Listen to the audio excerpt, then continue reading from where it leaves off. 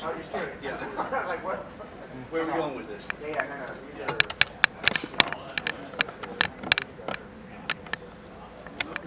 They are new.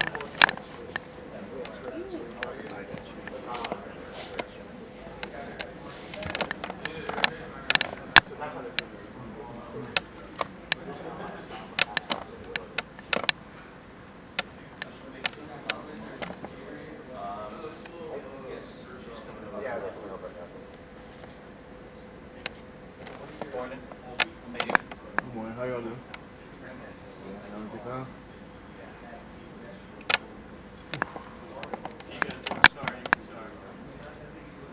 So Junior Colson's story today is, of course, the injury to your hands and forearm area. How are you progressing through that? And how do you look forward to making an impact with that? Good. Oh, yeah. Thank you. Just, the injuries to my arms, I don't think they've slowed me down. I've played 2 games with them already. So, just got to keep playing ball. Just got to keep having fun out there. I'm having fun with my guys. And just, just don't think about them, don't focus on them, and everything's going to be fine. Are there any adjustments you have to make with both of them kind of mobilized in those clubs, or does it feel like normal? Because, we did it, I only wear one club, and it's like a smaller cast on my other hand. So it's not too drastic. It's just, that's something I had to, work on, tackling changed a little bit, but everything was all fine. You and Mason Graham trade notes about what's ready to come off blocks? No, we haven't, but that's something that I definitely should learn from him. He's great at tearing off blocks. It's been phenomenal all day. Junior, obviously, it's a playoff game, but it is still the Rose Bowl. Mm-hmm. Have you guys spent any time talking about any of the history or the tradition that goes into this game? We did yesterday. That's something we talked about quite a bit yesterday. Was the history, especially with Michigan in the Rose Bowl. We're the second most team that's been to the Rose Bowl other than USC, and so talking about all those things, talking about the history, talking about the impact. A lot of the older guys, a lot of the older players like Charles Woodson, Jansen, all those guys had in the Rose Bowl before us. So just being able to see that and then seeing how some of them are in the Rose Bowl Hall of Fame, which is amazing, to see and just to understand about. But yeah, we've been able to talk about it quite a bit, and that's something I've just been soaking in, especially it's granddaddy of them all. When you were growing up, was there any one player, doesn't matter if they were a linebacker or anyone, that you always looked up to? Not really. Did not really watch football growing up. Well, wasn't too big on it, 'cause especially growing up in Haiti. I was a big soccer fan. So yeah, not really. I should have, man. Who's your favorite team growing up? Ooh, that's hard. Barcelona. I like Barcelona. They were good. They were good. You play? You watch? Not too much, no. My mom's a huge fan. What have you seen from them offensively in terms of their growth from kind of the beginning of the year and those early games that you saw on tape compared to kind of those last games, especially against Georgia? They've had huge growth, huge improvement, especially from the first couple games against Texas to when they played against Georgia. You could tell the quarterback's more under control now. He's got the offense in a good rhythm and a good scheme. And the way they use their receivers are really they're really well rounded. Those guys are speedsters, so you run type of routes that doesn't allow them to have to break and all those type of things. So we've seen a lot from them. It's a lot that they've been able to put out there on film, and it's been phenomenal watching them. So they got great running backs in the backfield. They got a great O-line. So it's gonna be a good one. Have you guys ever seen a quarterback face a quarterback this year like Jalen? We faced running quarterbacks, before, but we face one in our own team every day in practice. With Alex Orji, so it's not too different. They got the same skill set, they got the same body type. So but it's different in the game. Especially in the field. A lot of stuff's happening, a lot of pressure, a lot of different plays are going at a whole different level tempo. So it's gonna be fun being able to face them. But you just got to play our defense, trust our guys, trust each other, and just play within our scheme. How do you prepare for a guy like Melrose who's going to spend a lot of time kind of maybe dancing around in the pocket, spending a lot of time out near the sidelines, and You mostly got to tackle him like a running back. That's mostly our mentality going into this game. Like tackle him like a running back. You're not about to get a big hit on him. Those type of things. He got great balance. And just don't fall for his pump fakes, especially when you see on film. A lot of guys just fall for his pump fake, jumping, all that stuff, and he's able to just take off on you. When a quarterback with that kind of speed is the pocket, what kind of stress does that put on you? Just generally. It's mostly like if we play the way we should play, in the way our defense is meant to play, he should be running sideways and back deeper. So it doesn't put too much stress on us. We just got to keep our eyes peeled, and once he leaves the pocket, once he crosses the line of scrimmage, go get him. I know offenses sometimes have like scramble rules when quarterbacks leave pocket. Is there something equivalent for the defense when quarterback leaves pocket? Yeah, when quarterback leaves pocket, get on the proper angle, go attack him. Trust the guy next to you. Trust the guy. Use your leverage. If you got inside leverage, stay inside leverage. Don't try to jump outside, because you probably got somebody outside of you. So, that's staying outside leverage. And you can vice tackle him with that. Obviously, last year the semifinal didn't go the way you guys wanted. What changes at all have you seen going into this game in terms of approach or adjustments? It's been huge, especially the way we prep. The way we do. Everything this year it's been like a whole overhaul. We still Michigan to hard, but it's been allowing our bodies to heal, our bodies to rest, our bodies to proper prepare for this game. So we're not coming into the game already hurt or injured too much. That you can still go out there and play your best football. That's something I think coaches kept in mind. He's like, at the end of the day, you gotta get us to game day. Gotta get us to game day and be able to prepare and play. So once it's time to practice, practice at 100 tempo, and then once it's time to just mentally focus, everybody's locked in, with everything, just razor sharp. What's the identity of this defense? What do you think makes this unit maybe different than ones you played with before at any level? The identity. I feel like, our identity is a team defense. The way we all play with each other, the way we trust each other, it's like it's a family. So when we're out there, it's like, it's our whole family right there. We're fighting for our family. We're playing for our family in everything that we do. So, I trust my brother to my right, Mike Barrett. I trust, Coach. I trust Mikey, all those guys, just we have the trust in each other to go out there and just, know the guy next to you is going to do their job. You just got to make sure you focus on doing your job. How was that trust built? At one point, you didn't know anything. Yeah, Your brothers. continuous days, just being with them every day, being able to prep with them every day, knowing, every day they come with that mentality to work. They're with that mentality to, I'm going to get better today. And that's something that, that's pure and unreal, because there's not a lot of people that have that mentality. When you have 11 people, well, with us, probably 22 people who are able to do that, come with that mentality to work. It builds so much trust and so much, impact. Especially as the year went on, not having our coach, not having those type of things, the trust builds, with those guys. All we have is each other, so just focus on that. And that's something we've been able to, harness and power through with. So with the trust you guys share, how special would a win be this Monday? Phenomenal. The win would be phenomenal, especially it's the granddaddy of them all. So it's where Michigan belongs, is in a Rose Bowl, and especially with the new college format, you don't know what's going to happen in the Rose Bowl, when it's going to be played. So this could be one of the last ones played on January 1st. So you got to go out with a bang. You got to go out there, get the win. That's something I feel like we've been prepared for year after year, and now it's the time. Now it's time to go get it. I'm not sure how much you've watched any Alabama defensive film. I know you're not going to go up directly against them, but what have you seen out of Dallas Turner, one of their linebackers? He's a great dude. I was just with him not that long ago. I've watched his film. I've watched all their film, but great dude. He has great get off the ball. He's got great pass rush moves. He's got great intensity. He's got a high motor. So that's something we're gonna have to watch out for. We're gonna have to make sure we keep in check. But with those guys like that, they're gonna make plays.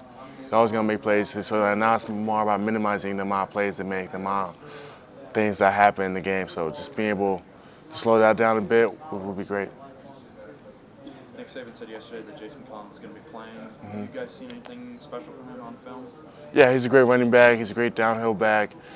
He's got speed to take the top off. He's a big guy. He's great in and out of his cuts a lot of times.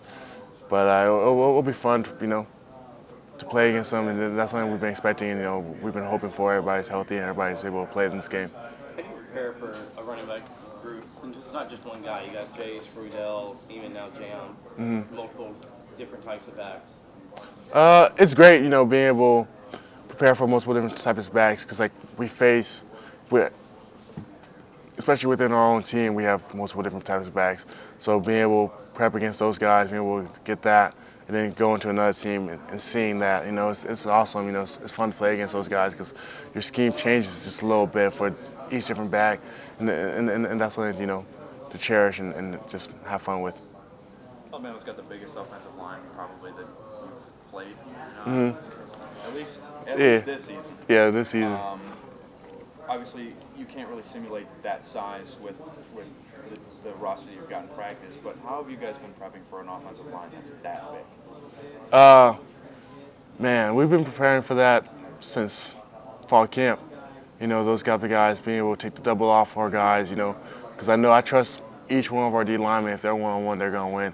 So, being able to take the double off on making sure they're not getting double teamed every play and certain things. And sometimes I might just have to take the run through because of the way they play. So, but I don't know. It's fun, but I trust our guys to be able to handle that. Like, our guys are big too. Our guys are fast. It doesn't matter how much you weigh. At the end of the day, you still got to go out there and play ball.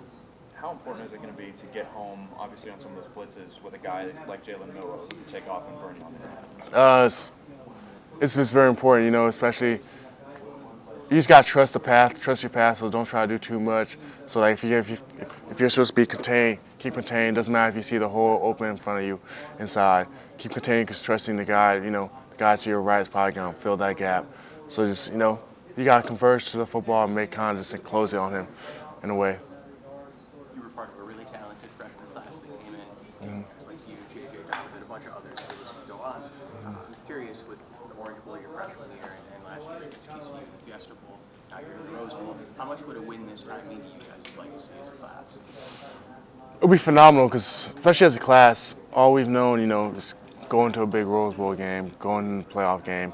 So it'll mean so much, especially like our class right now. We're 0-2 in bowl games, So it's something that leaves a sour taste in our mouth because we're one of the groups that's been there. It's been there, multiple times and has played in most of them.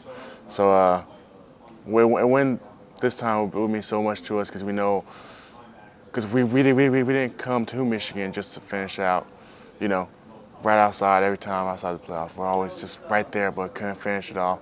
So we just got to go out there and finish it. How have the players dealt with all the distractions y'all have had this year, Coach Harbaugh being suspended and all the rest?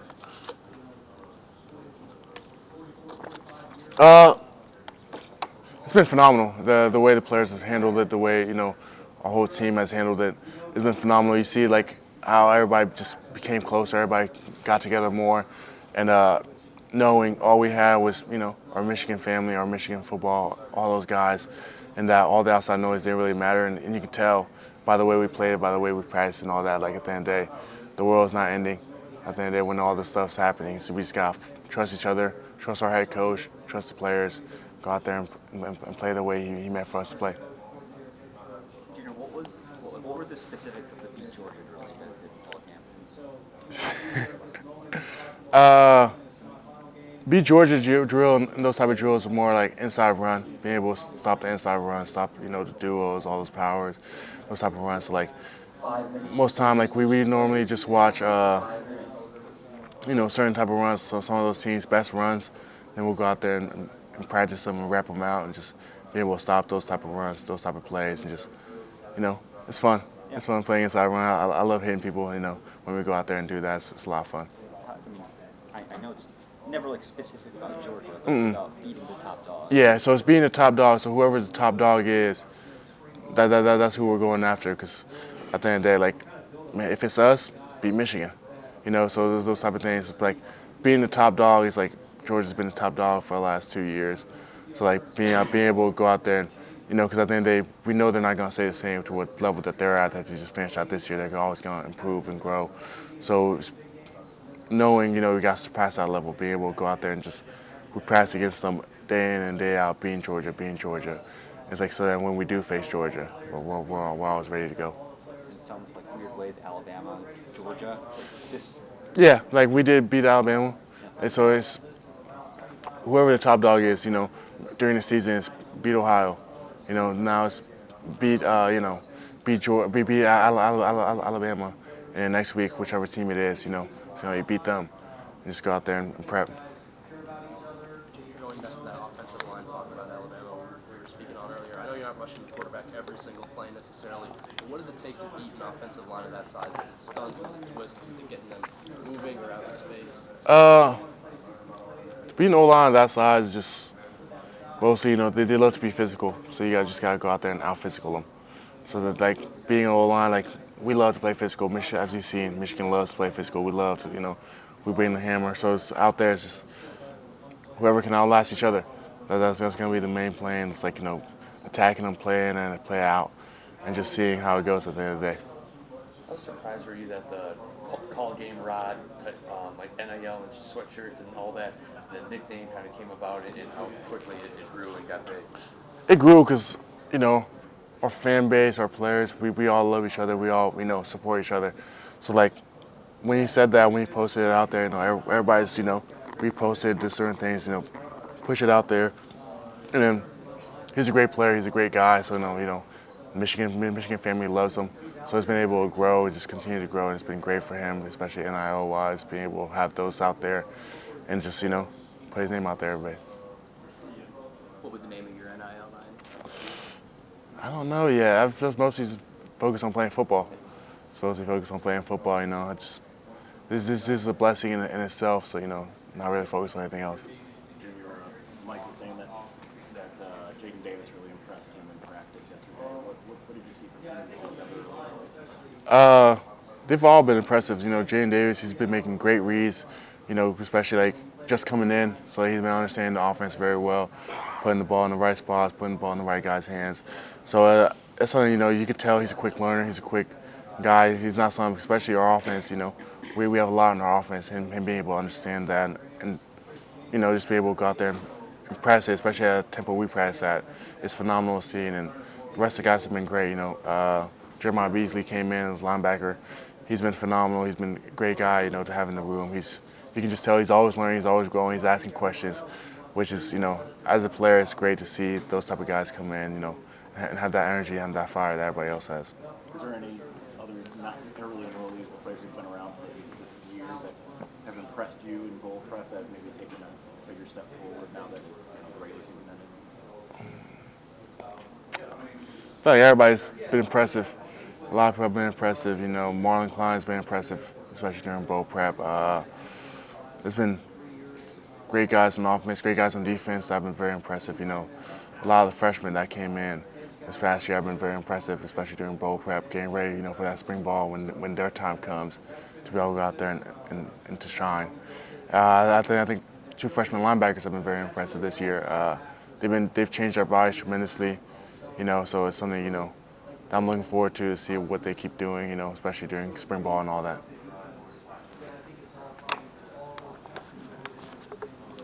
Junior, there's been a lot of kind of headlines this season going all the investigation and everything. How have you guys as a defense and a team been able to kind of block out that noise and just focus on the field? It's been. Going to be switching the players and coaches. Yeah, good. It's been mostly coaches prepared us for these moments. Coaches prepare us to go out there and play a game. So we just gotta be able to focus, block out the noise, block out everything that's happening. Focus on the Michigan family, focus on the Michigan, the guys you have to your right, the guys you have to your left, because that's all that matters at the end of the day is those guys. So it's been great, especially with all this atmosphere and all this adversity hitting. It's been awesome because you see that all the guys get closer, we become family, we trust each other more in the field and certain things we do. So it's been a blessing in disguise. Thank you. Grab your mic too. Perfect. Then you're going into the other room. Thank you. Now you can follow me. You can grab your water too.